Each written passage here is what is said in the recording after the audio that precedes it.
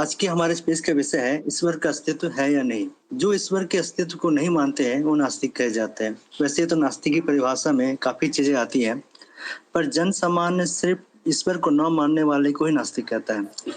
आस्तिकता, नास्तिकता आदि इन विषयों पर आज हम आचार्य प्रभाकर जी का व्याख्यान सुनेंगे। अब मैं आचार्य जी से अनुरोध करूंगा कि आचार्य जी अपना व्याख्यान शुरू। ओम यतो यतः समीहसे ततो नो अभयं कुरु शं नः कुरु प्रजाभ्यो भयं नः पशुभ्यः। ओम शांति शांति शांति। आज के इस कार्यक्रम की व्यवस्था करने वाले माननीय सुमित जी, उनके साथ में उनके सभी सहयोगी गण, इस स्पेस पर जुड़े हुए सभी आस्तिक या अपने आप को आस्तिकता से बाहर समझने वाले जिस भी विचारधारा को रखते हैं सभी श्रोतृगण, आज की हमारी चर्चा का विषय है क्या ईश्वर का अस्तित्व है। और ये विषय अपने आप में इतना भयंकर है, ठीक वैसे ही जैसे किसी व्यक्ति को कह दिया जाए कि मुझे दिखाओ आंखों से कि हवा कैसी है, मुझे दिखाओ हवा चखने में कैसी है, या फिर मुझे स्वाद आंखों से देखना है। वही स्वाद जो हम किसी भी भोजन को अपने मुंह में रखकर जीभ से चखते हैं, कोई कहने लगे नहीं मुझे स्वाद को सुनना है। जितना मुश्किल स्वाद को सुनाना है या असंभव है, ठीक उतना ही कठिन कार्य है ये सिद्ध कर पाना कि ईश्वर का अस्तित्व है, शब्दों से दिखा देना कि ये ईश्वर है। लेकिन अगर हम थोड़ी सी बुद्धि का प्रयोग करते हैं तो विषय इतना आसान बन जाता है, जैसे हम ये हट करके बैठ जाएं कि नहीं मुझे तो स्वाद को सुनना है, तो कितना मुश्किल हो जाएगा, असंभव ही हो जाएगा। लेकिन थोड़ी देर बाद एक समझदार व्यक्ति आएगा और वो कहेगा कि अपना मुंह खोलो और अपनी जीभ पर रखकर देखो स्वाद कैसा है, तो हमें तुरंत स्वाद का पता चल जाएगा। ठीक उतना ही आसान है ईश्वर के अस्तित्व को समझना यदि बुद्धि का प्रयोग करते हैं तो। लेकिन अगर हम चाहें कि हम अपनी इन दो आंखों से, दो कानों से भगवान को देखना और सुनना चाहें तो असंभव हो जाएगा। इसलिए विषय थोड़ा जटिल है। साथ ही साथ ये विषय इतना व्यापक है कि जब से ये दुनिया बनी, मनुष्य धरती पर आया और उसके पास ये बुद्धि थी, तभी से मनुष्य के साथ ये प्रश्न सदैव जुड़ा रहा कि क्या इस संसार में जो दिखाई दे रहा है उसके अतिरिक्त भी कोई ऐसा अस्तित्व है जिसने ये संसार बनाया। सदैव से ये चर्चा का विषय रहा है। बल्कि मैं यदि सनातन धर्म के अध्यात्म के सबसे बड़े ग्रंथ उपनिषदों की चर्चा करूं तो वहां पर भी जब प्रश्न उपस्थित हुआ कि भाई ईश्वर कैसा है, कैसा दिखाई देता है, कैसा सुनाई देता है, वहां पर भी जब ऋषियों ने इसका उत्तर दिया तो वो ये नहीं बता पाए कि भगवान ऐसा दिखाई देता है। लो मैं तुम्हें दिखा दूं कि थोड़ा नीले रंग का है, जैसा कि हम कहते हैं कि भगवान नीली कमली वाले हैं। श्री कृष्ण का चित्र बना देते हैं नीले रंग का और हम कहते हैं भगवान नीले हैं या काले हैं, सांवले रंग के हैं। लेकिन उपनिषदों का सीधा सा मानना है, उन्होंने वहां पर लिखा भगवान को बताया ही नहीं जा सकता कि भगवान ऐसा है। तो फिर पूछा कि भाई अच्छा ये बताओ क्या ये चीज भगवान है जो सामने दिख रही है? उन्होंने कहा न इति, मतलब ये तो नहीं है भगवान।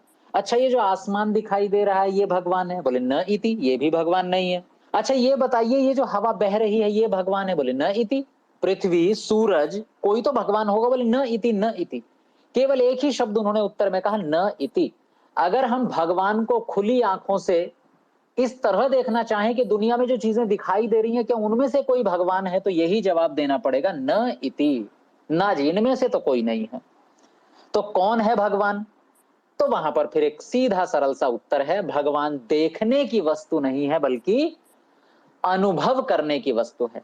खुली आंखों से नहीं देखा जाएगा, ये ठीक वैसे ही अनुभव करने की वस्तु है जैसे घर में एक संतान का जन्म होता है और पिता और माता इतने प्रसन्न होते हैं अंदर से कि उनके भीतर से प्रेम का गुब्बार उठकर आ रहा होता है। लेकिन वही जो पड़ोसी है उसको उतनी प्रसन्नता नहीं हो रही होती और ना वो उस खुशी को महसूस कर सकता। वो तब अनुभव करेगा जब उसके खुद के घर में किसी संतान का जन्म होगा। तो ये जो प्रसन्नता है ये केवल अनुभव की जा सकती है, किसी को बताई नहीं जा सकती कि इतनी प्रसन्नता है। किसी मशीन से, किसी पैरामीटर से नाप के दिखा दिया जाए, बल्कि उसे केवल वही अनुभव कर सकता है जिसको जानकारी हो गई है, जो सीधे सीधे उससे जुड़ा हुआ। ठीक ईश्वर के साथ भी ऐसा ही विषय है। तो जब से ये संसार बना तब से इस दुनिया में आस्तिक भी रहे हैं और तब से इस दुनिया में नास्तिक भी रहे हैं। आस्तिक और नास्तिक का मैं यहां पर अर्थ ले रहा हूं। ईश्वरीय सत्ता को मानने वाले और कुछ ऐसे भी लोग सदा से रहे हैं जो ईश्वरीय सत्ता को न मान करके केवल इस प्रकृति को ही सब कुछ मानते हैं। आज का हमारा विषय, क्या ईश्वर का अस्तित्व है? तो जैसा कि मैंने आपको कहा, अगर आंख नाक कान से ईश्वर को देखना सुनना चाहोगे तो ईश्वर नहीं दिखाई सुनाई देगा, लेकिन अगर बुद्धि का प्रयोग करेंगे तो ईश्वर तुरंत अनुभव में आ जाएगा। कैसे आएगा, इस पर थोड़ी सी चर्चा करते हैं। मैं अपेक्षा करता हूं कि जो लोग आस्तिक हैं, ईश्वर को मानते हैं, संभवतः उनके अतिरिक्त कुछ ऐसे लोग भी होंगे जो ईश्वर को नहीं मानते, आज के हमारे इस कार्यक्रम से जुड़े हुए हो सकते हैं। मैं उनको भी ध्यान में रख करके अपनी बात प्रारंभ करता हूं। सबसे बड़ा तर्क ईश्वर की सिद्धि में जो दिया जाता है, उसी तर्क से मैं अपनी बात प्रारंभ करूंगा। व्यवस्था, अर्थात ये जो संसार, ये जो दुनिया बनी हुई है, ये दुनिया इतनी व्यवस्थित है, ये दुनिया इतनी सब प्रयोजन है, किसी उद्देश्य को पूरा करने वाली है कि इस दुनिया के जो कण हैं, जिन्हें हम नॉन लिविंग कहते हैं, जिनके अंदर बुद्धि नहीं है, जो निर्णय नहीं कर सकते, वो इतनी व्यवस्थित प्रकृति कैसे बना सकते हैं? असंभव है। मैं आपको कुछ उदाहरण देता हूं, आपको रेशियो समझना पड़ेगा, बहुत आसान है। इस दुनिया में मनुष्य के लिए जीवित रहने के लिए या प्राणियों के जीवित रहने के लिए ऐसी क्या चीज है जो उन्हें हर क्षण चाहिए, हर क्षण, हर एक सेकंड चाहिए? तो हम कहेंगे वायु, हवा, ऑक्सीजन एक ऐसी चीज है जिसे हर समय चाहिए। एक सेकंड, एक मिनट भी उसके बिना बिता नहीं सकता। तो फिर हम ये भी देखते हैं कि दुनिया में हर जगह पर क्या चीज ऐसी है जो हर जगह पर है, हर एक स्थान पर है? तो हम देखते हैं एक मनुष्य की जरूरत है ऑक्सीजन, वहीं प्रकृति में ऑक्सीजन हर जगह है। ऐसा नहीं है कि ऑक्सीजन किसी एक जगह पर फसल के रूप में लगती है, फिर उसको खेत में जाकर काटना पड़ता है, पैकेट में पैक करना पड़ता है और बाजार से खरीद कर लानी पड़ती है। नहीं, वो हमेशा हमारे लिए उपलब्ध है, हम जहां जाएं। एक उद्देश्य नजर आ रहा है, बनाने वाले की व्यवस्था नजर आ रही है कि मनुष्य को जो चीज हमेशा चाहिए, वो चीज इस प्रकृति में हर स्थान पर उपलब्ध है। आप थोड़ा सा और आगे चलते हैं, मनुष्य को दूसरी सबसे जरूरी चीज क्या चाहिए? तो हम देखते हैं कि पानी उसे दूसरी सबसे जरूरी चीज है। उसे लगभग हर 1 घंटे में, हर 2 घंटे में पानी चाहिए, हर आधे घंटे में पानी चाहिए। तो हम देखते हैं इस प्रकृति में वायु के बाद, वायुमंडल के बाद, ऑक्सीजन के बाद सबसे अधिक मात्रा में यदि कोई वस्तु है तो वो है पानी। लगभग 70-75% हिस्सा हमारी प्रकृति का, इस पृथ्वी का पानी से ढका हुआ है। इतना पानी है हमारी पृथ्वी पर। और वो पानी भी ऐसा नहीं है कि एक जगह स्टोर है, केवल समुद्र में है। नहीं, समुद्र तो एक स्टोर है, वहां से पानी फिल्टर होता है, ऊपर उठता है, बादलों से पूरी पृथ्वी पर फैल जाता है, बरसता है, नदियों के माध्यम से पूरी पृथ्वी पर बहता हुआ आगे चला जाता है और फिर जाकर के समुद्र में मिल जाता है। समुद्र खारा क्यों है? सोचिए, अगर समुद्र खारा ना होता तो अब तक जो पानी हमारी इस पृथ्वी पर हमें दिखाई दे रहा है, 70-75%, वो पानी आज लगभग 20 से 30% बाकी रहता। केवल मनुष्य की भूख उस पानी को अब तक समाप्त कर चुकी होती। इतना हम लोग पानी का दोहन करते। पानी खुला चल रहा है, हम उसको बंद ही नहीं करते कभी। वो पानी पीने लायक नहीं है, कपड़े धोने लायक नहीं है, वो केवल स्टोर है। ऐसा स्टोर है जिसका प्रयोग नहीं किया जा सकता। हां, लेकिन उस स्टोर को प्रकृति अपने आप फिल्टर करके पूरी पृथ्वी पर बरसाती रहती है। अच्छा, जो चीज हमें हर 1-2 घंटे में चाहिए, हर कुछ दूरी पर चाहिए, आपको यदि यात्रा करनी है कहीं और आप घर से निकलना शुरू करें, आज की बात नहीं करता मैं, आज तो हमने प्रकृति को बिल्कुल बदल दिया है, लेकिन प्रकृति को अपनी नेचुरल अवस्था में अगर देखें तो आप यात्रा करना शुरू कीजिए और साथ में पानी मत रखिए, तो आपको हर 1-2 घंटे में कहीं ना कहीं पानी मिल ही जाएगा। ऐसी प्रकृति की व्यवस्था है। वही पानी ग्लेशियर के रूप में, आप यूं समझिए कि एक स्टॉक के रूप में है, शुद्ध पानी के रूप में, पीने योग्य पानी के रूप में, जो पिघलता रहता है धीरे धीरे और हमें जल की आपूर्ति होती रहती है। ऐसा लगता है कि जैसे किसी ने आज के समय में, जैसे नगर पालिका पाइपलाइन बिछा करके रखती है, हर घर में पानी जाता है, थोड़ा ऐसा ही लगता है कि जैसे किसी ने पाइपलाइन बिछा रखी हो, पानी की सप्लाई हो रही हो। तीसरी सबसे जरूरी चीज हमें चाहिए, मैं बहुत जल्दी जल्दी अपनी बात को पूरा करूंगा। तीसरी सबसे जरूरी चीज हमें चाहिए रहने के लिए भूमि। और रहने के लिए भूमि इस दुनिया में तीसरी सबसे बड़ी चीज है।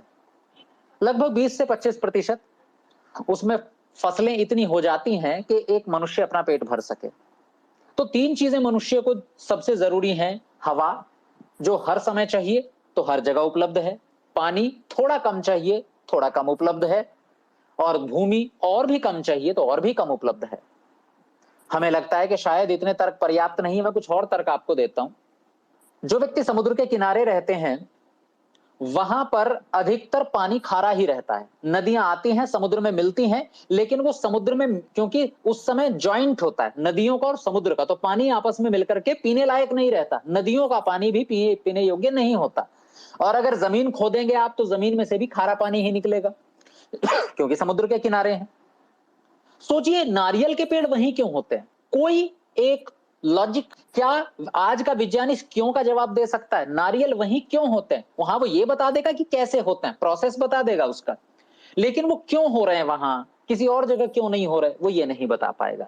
जहां पीने के लिए पानी शुद्ध मात्रा में उपलब्ध होना बड़ा कठिन काम है, वहां प्रकृति की ओर से हमें शुद्ध पानी स्वतः उपलब्ध है। एक और उदाहरण देखिए, जो गर्म क्षेत्र हैं, जहां पर बहुत अधिक गर्मी पड़ती है, जैसे राजस्थान का क्षेत्र है, राजस्थान में बहुत अधिक गर्मी पड़ती है, उत्तर प्रदेश में भी गर्मी पड़ती है। जहां जहां गर्म क्षेत्र हैं, वहां वहां की भूमि पर मसाले बहुत अच्छे होते हैं।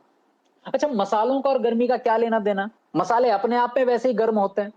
तो हमें पता चलता है कि जो लोग गर्म प्रदेशों में रहते हैं, मनुष्य, उन्हें मसाले खाने की बहुत जरूरत पड़ती है। अगर वो मसाले ना खाए तो गर्मी को झेल नहीं पाएंगे।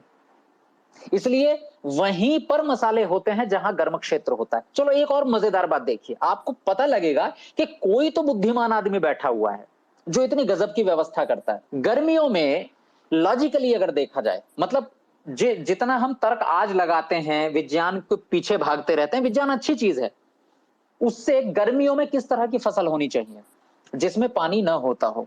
गर्मियों में इसी तरह की फसलें होनी चाहिए। मतलब अगर हम क्या क्यों पर केवल विज्ञान का ही सहारा लें, उतने विज्ञान का जो अब तक खोज हो चुकी है, विज्ञान बहुत बड़ी चीज है, लेकिन जितनी खोजें आज तक पाश्चात्य विद्वानों ने कर ली हैं, उतने के हिसाब से तो यही दिखाई देता है कि भाई प्रकृति में जिस समय गर्मी बहुत अधिक होती है, उस समय फसलें जो होंगी उनमें पानी नहीं होगा। लेकिन मनुष्य को तो पानी उसी समय ज्यादा चाहिए, उसे तो अपने भोजन में पानी ज्यादा चाहिए, उसे तो अपनी छोटी छोटी चीज में पानी चाहिए। मजेदार बात देखिए कि गर्मियों में जो फसलें होती हैं उनमें ऑटोमेटिकली पानी ज्यादा होता है।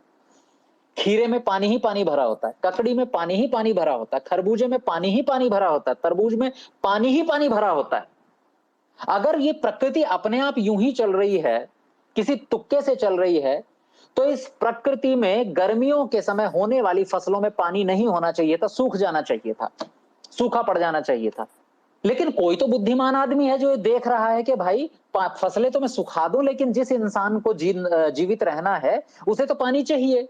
तो उसे तो पानी, जमीन में सूख गया, वातावरण में सूख गया, तो कहीं से तो पानी की सप्लाई होगी। तो जितनी भी फसलें होती हैं सारी की सारी पानी से लबालब भरी हुई होती। अब आप आइए बरसात के दिनों में, बरसात के दिनों में जितनी भी फसलें पैदा होती हैं, जितनी भी सब्जियां होती हैं, उनमें पानी ज्यादा होना चाहिए, ऐसा हमें पता चलता है। मतलब ऐसा हमारा बुद्धि जहां तक हम दौड़ाते हैं हमें पता चलता है कि पानी ज्यादा होना चाहिए। लेकिन हम देखते हैं कि बरसात में जितनी भी फसलें होती हैं उनमें पानी थोड़ा कम होता है।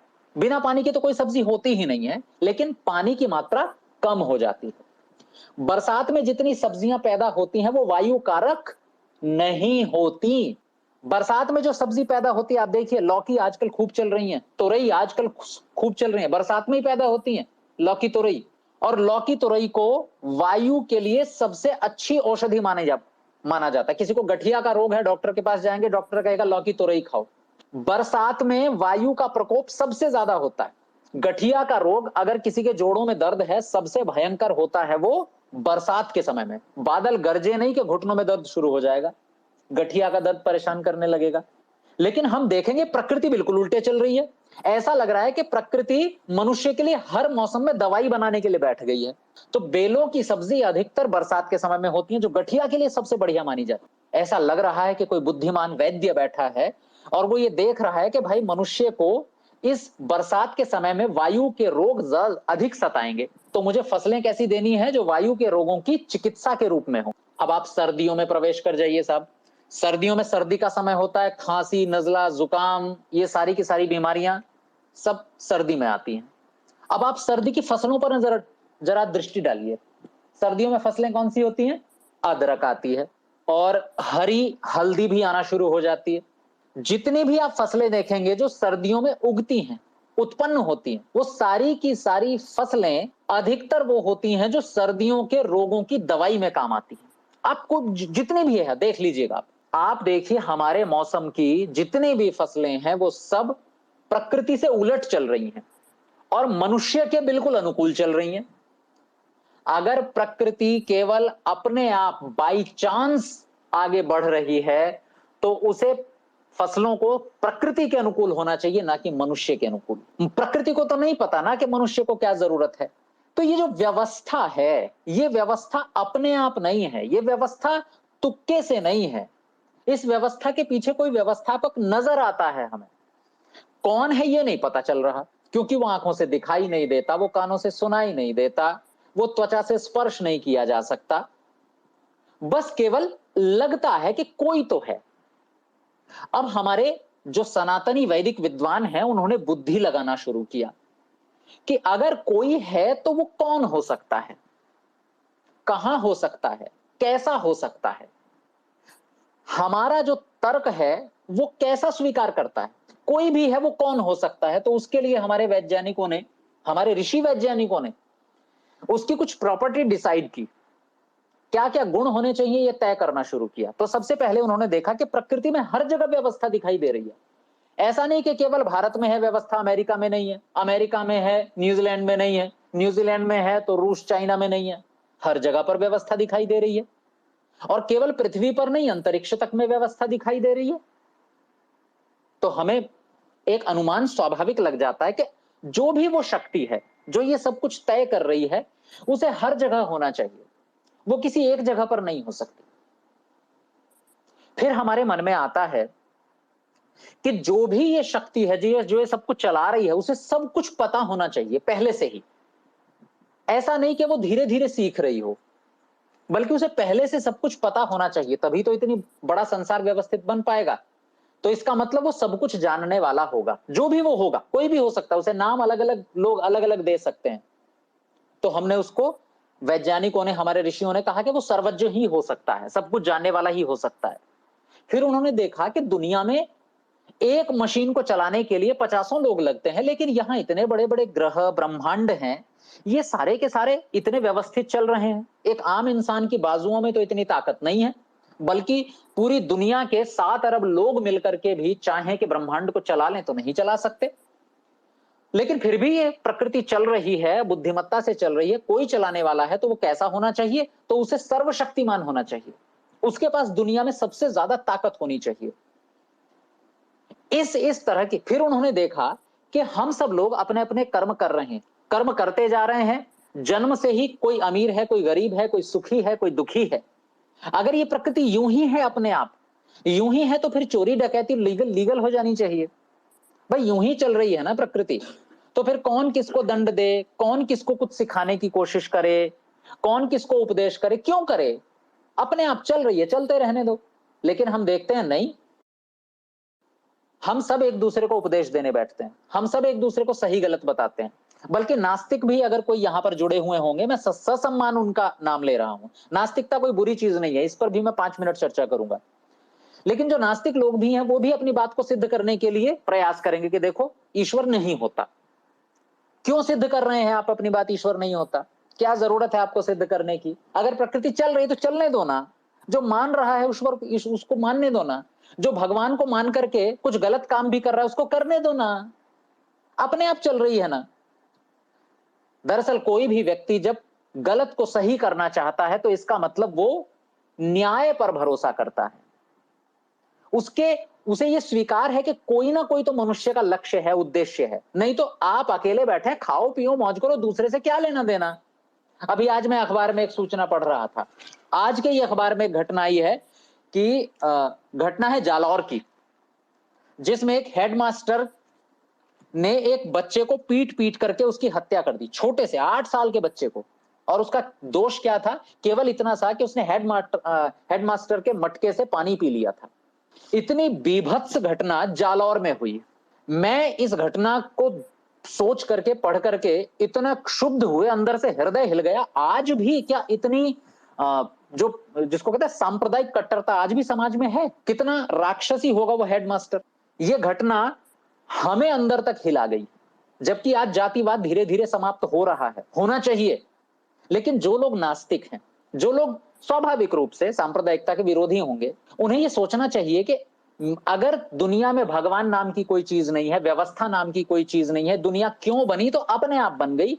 तो फिर इस घटना को सुन करके चुपचाप बैठ जाना चाहिए। क्यों? क्योंकि मुझे क्या लेना देना, दुनिया चल रही है अपने आप, एक्सीडेंटल है, मैं अपने घर बैठूं, खाऊं पीऊं, मौज करूं। इस घटना पर मुझे दुखी नहीं होना चाहिए।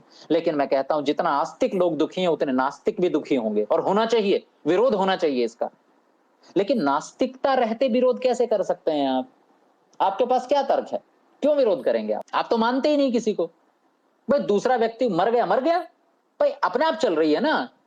एक शरीर है, प्रकृति के अणु परमाणुओं से मिलकर के बना, नष्ट हो गया, आपका क्या जाता है? उसका भी क्या जाता है? भाई प्रकृति थी, बनी, बिगड़ गई।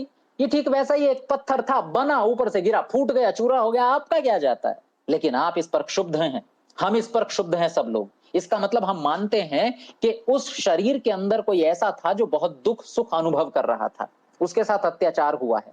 प्रकृति के साथ कभी अत्याचार होता ही नहीं। मेरे घर में मैं कुर्सी खरीद के लाया, तोड़ू फोड़ू, कुर्सी को कोई फर्क नहीं पड़ता।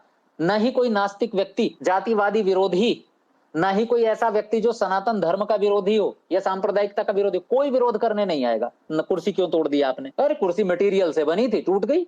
अगर प्रकृति ही दुनिया में सब कुछ है, तो मेरा शरीर भी मटेरियल से बना है, और अगर वो टूटता है, फूटता है, कोई इसको मारता है, मर जाता है, तो कोई फर्क नहीं पड़ना चाहिए, लेकिन पड़ता है। इसलिए मैं कहता हूं नास्तिकता, अगर हम, जो लोग अपने आप को नास्तिक कहते हैं ना, वो सच में नास्तिक है ही नहीं। दरअसल वो इसलिए नास्तिक हैं, केवल केवल उनकी नास्तिकता का एक कारण है कि कुछ छद्म आस्तिकों ने, झूठे आस्तिकों ने आस्तिकता के नाम पर, भगवान के नाम पर इतना अत्याचार मचाया हुआ है दुनिया में कि लोग त्रस्त हो गए हैं उनकी हरकतों से। चाहे वो प्राचीन काल में जातिवाद के नाम पर कुछ लोगों को शोषित किया गया हो, उनके अधिकार छीने गए हों, या आज की ये घटना के हेडमास्टर ने एक 8 साल के बच्चे को मार दिया। कितना छोटा होता है 8 साल का बच्चा? आप उससे पूछोगे कि भैया क्यों मारा? क्योंकि इसकी जाति छोटी है। कहां लिखा है? भैया फला जगह लिखा है। कौन कहता है? जी ये तो हिंदू धर्म कहता है। तो सीधे मुंह से क्या निकलेगा? मैं तो ना मानता हिंदू धर्म को, मैं तो नहीं मानता भगवान को जो ऐसे आदेश देता है। स्वाभाविक मुंह से यही तो निकलेगा। तो जो लोग अपने आप को नास्तिक कहते हैं, दरअसल वो भगवान को या किसी ऐसी सत्ता को न मानते हो, ऐसा नहीं है। चलो वो भगवान नाम से नहीं मानते, पर वो भी मानते हैं कि शरीर के अंदर कोई तो था, कोई तो चेतन शक्ति है। लेकिन वो अपने आप को नास्तिक केवल इसलिए कहते हैं क्योंकि आस्तिक जो लोग हैं, उनकी हरकतें इस दुनिया के लिए ठीक नहीं है। उनकी हरकतों ने दुनिया को बर्बादी के कगार पर पहुंचाया है। मनुष्य ने मनुष्य को मारा है भगवान का नाम लेकर। इसलिए जो नास्तिक लोगों की नास्तिकता है, वो केवल आस्तिकता का विरोध मात्र है, झूठी आस्तिकता का विरोध मात्र है, और कुछ भी नहीं है। वास्तव में तो वो भी स्वीकार करते हैं कि कोई तो है, अंदर से भीतर से सबको लगता है कोई तो है। अब अगर कोई भगवान को आकर के कहेगा कि भैया भगवान तो फला मूर्ति में है, जिस समय पश्चिम में जीसस ने जन्म लिया, उसने जो काम किए, किसी को कोई आपत्ति नहीं। हाँ, जीसस ने जन्म लिया, काम किए, ठीक है, सबको स्वीकार है। लेकिन जब जीसस के मानने वालों ने यह कहना शुरू किया कि भैया वो मरा नहीं, वो तो स्वर्ग में चला गया, उसके छूने से सबकी बीमारियां दूर हो गई, सब चंगे हो गए, जो मरे हुए थे वो भी जिंदा हो उठे, ये बात तो वैज्ञानिकों के गले नहीं उतरेगी। वैज्ञानिकों को इस बात से कोई आपत्ति नहीं थी कि आप एक अच्छे आदमी हो, आपने बहुत अच्छा काम किया। वैज्ञानिकों को इस बात से आपत्ति नहीं है कि भैया हमारी एक लिमिट है, हमने अणु को देख लिया, परमाणु को देख लिया, इलेक्ट्रॉन, प्रोटॉन, न्यूट्रॉन को देख लिया, हम बहुत गहरे चले गए, लेकिन आगे जाकर के भी हमें एक ही बात समझ में आ रही है कि भाई ये दुनिया हम नहीं चला सकते। हम नियमों को केवल जान सकते हैं, नियम बना नहीं सकते दुनिया के। हम केवल नियमों को जान सकते हैं, खोज सकते हैं, बना नहीं सकते।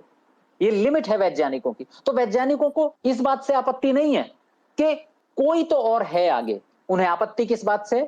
जिस रूप में भगवान को तुम मानते हो कि वो चौथे आसमान पर बैठा है, वैज्ञानिकों ने दूरबीन लगा करके दूर दूर तक देख लिया, उन्हें चौथा आसमान नजर नहीं आया, वो तो नहीं मानेंगे। तो वैज्ञानिकों की जो नास्तिकता है, वो नास्तिकता भी वास्तव में अपने से बड़ी किसी शक्ति को न मानना, ऐसी वाली नास्तिकता नहीं है, बल्कि उनकी नास्तिकता भी झूठी आस्तिकता का विरोध मात्र है, या मैं यूं कहूं सरल शब्दों में, पाखंड का विरोध मात्र है। इसलिए जो नास्तिक भाई हमसे जुड़े हुए हैं, आप अपने आप को नास्तिक कहें, मुझे कोई आपत्ति नहीं है, सबको अधिकार है अपने आप को आस्तिक या नास्तिक कहने का। लेकिन अगर हम वास्तव में नास्तिक हैं तो हम आस्तिकता से बस एक कदम दूर। कई लोग झूठे नास्तिक होते हैं, इसलिए नास्तिक बन गए कि संगठन वालों ने सिखा दिया कि भैया नास्तिक बन जाओ, या भगत सिंह ने एक स्टेटमेंट दे दिया कि मैं नास्तिक क्यों। अरे भगत सिंह तो बहुत बड़े क्रांतिकारी थे, बिल्कुल थे, लेकिन भगत सिंह क्रांतिकारी होने के साथ साथ वैज्ञानिक तो नहीं थे। तो भगत सिंह क्रांतिकारी थे, नास्तिक थे, और उनके बगल में बैठे हुए रामप्रसाद बिस्मिल उन्हीं की बराबर क्रांतिकारी थे, आस्तिक थे। उनकी बात क्यों नहीं मानते आप? अगर क्रांतिकारी का स्टेटमेंट सबसे ऊपर होता है तो रामप्रसाद बिस्मिल का भी तो एक स्टेटमेंट है, राजगुरु सुखदेव का भी तो एक स्टेटमेंट है, लाला लाजपत राय जी का भी तो एक स्टेटमेंट है। अगर 100 क्रांतिकारी भारत में हुए हैं और 100 में से 2 क्रांतिकारी नास्तिक हैं, 98 क्रांतिकारी आस्तिक हैं, हम 2% के पक्ष में झंडा लेकर के खड़े होने को तैयार हैं और ये कहेंगे कि उनकी बात तो वैज्ञानिक है और 98 लोगों की बात अवैज्ञानिक है। कितनी गजब की बात है, कहां ये कितना अच्छा तर्क है ये। इस तर्क में कोई दम नहीं है। इसलिए केवल एक क्रांतिकारी का स्टेटमेंट उनका व्यक्तिगत हो सकता है, लेकिन उनसे कई गुना ज्यादा बड़े बड़े क्रांतिकारियों के अपनी बातें नकार कैसे सकते हैं हम लोग।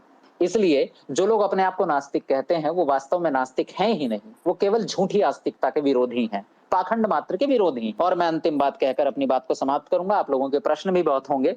दरअसल अगर मैं वास्तविक रूप में नास्तिकता को परिभाषित करूं तो नास्तिकता बहुत अच्छी चीज है। नास्तिकता का मतलब है सवाल उठाना। ठीक वैसे ही जैसे एक छोटा बच्चा स्कूल में जाता है, कॉलेज में जाता है और अध्यापक उसको सिखाता है, बच्चे की समझ में नहीं आता तो बच्चा क्या कहता है? सर नहीं समझ में आया।